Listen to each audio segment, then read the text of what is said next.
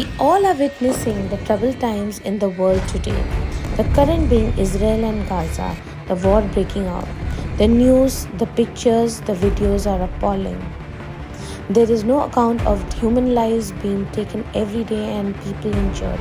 And obviously, there is no account of the animals and the abandoned pets. But still, there is a ray of hope in the form of a blessing in disguise, that is Network for Animals. Today we have Luke Burrit here, who's going to share his first-hand experience about how they have been working in 17 countries currently and are great warriors to go out into the war zone and save animals and injured as well as people. Please subscribe to our channel Talkie Tales and do not forget to press the bell icon so that whenever we upload a video, you'll come to know. Luke, recently with the conditions and the war situations happening in Israel, and your team has been very active. Though we over here are getting just news and clips, and they're very appalling, they're disturbing, and heart wrenching.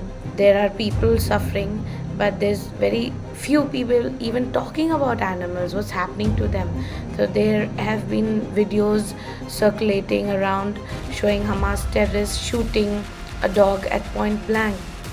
So you guys are in the valley of death. I mean, you must have seen. So I'd like you to share your experience, how you guys are braving it out over there and what all you are doing at that area. So one of the things that our organization prides itself on is that whenever a conflict or a disaster breaks out, we are there. We are on the ground. We're one of the first responders most of the time to be there. Together with our partners, we work very hard to try and rush as much aid or do whatever's necessary to help. So yes, just like when the war in Ukraine broke out, we were one of the first responders. We sent in almost £1 million worth of aid into Ukraine. And that was used for things like fuel for the cars to go rescue the animals, cages, fencing, shelters, relocations, medical treatments. But at the same time, we realized the humans suffer too in these situations. And so we also have provided aid, in terms of like food and blankets and things like that to people in Ukraine. Our number one thing is always the animals. Animals first, but people are involved. So we will also help people. It's not like we won't help people. When Israel, when Israel broke out, the conflict between Gaza and Israel, again, we were one of the first responders, and our partners who we have on the ground there are working very hard to try and evacuate as many animals as possible and to make sure that food are at certain key feeding stations so that the military can use those resources to be able to help some of the animals that are also caught up in these conflict zones. It's very difficult for our teams to actually go into the conflict zones because the military keeps you out. But what we do is offer support. So we act as a support system to the military or to whoever else, people as well, if they need animals evacuated or if they need food for the animal, or if there's some kind of issue that needs to be solved, then our teams are there to make sure that happens. So obviously, whenever you're dealing with the conflict zone, it's very dangerous because the side, no one knows which side you're on. Are you on this side? Are you that side? Yeah. So what precautions you guys take? How you, enter that area? How are you taking care of yourself over there? It all depends on the situation. Every situation is very, very different, and you have to be quite dynamic. We make decisions very quickly, but I always put my team's safety at the top of the list. Their safety is our priority.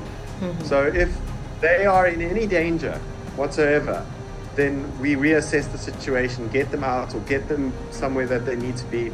Because we have had in the past volunteers that have been kidnapped by military and Oh. held hostage where it took a very long time to get them back. At the end of the day, what we're trying to do, and this is what we remind people in these war zones in the military, is that we are there for the animals. We don't want to get caught up in their fights. We just want to help the animals. And I would like to know, Luke, how after the animal is rescued, you'll take care of them. I'm sure there may be so many of them. What do you do later? Do you all give them for adoption? What is the process after that, after a animal is cured? You know, again, it comes down to every case is a little bit different.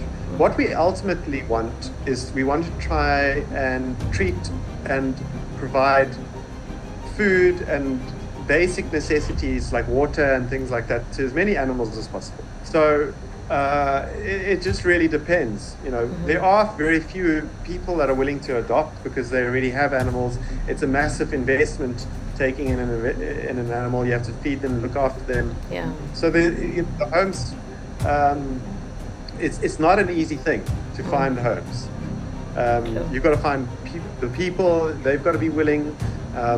And then it's all the logistics of getting them there. So it's not an easy thing. So a lot of the time, these animals are in our sanctuaries, but what we do try and do is make those conditions as good as possible. Yes. So those are the kind of things that we like to do, you know, where we see those transformations take place.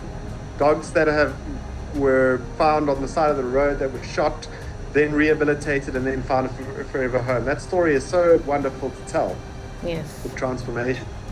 And truly, like, it's a big part of why I do what I do, because I like to see us winning, you know. You know, I almost think of it as like good versus evil, you know. Yes. And I'm on the side of good, Yeah. and I want to see more good happening in the world. Yeah. And whenever we have those things happen, it's always, it warms my heart, you know. So that's what our organization tries to do. We try and do good in the world.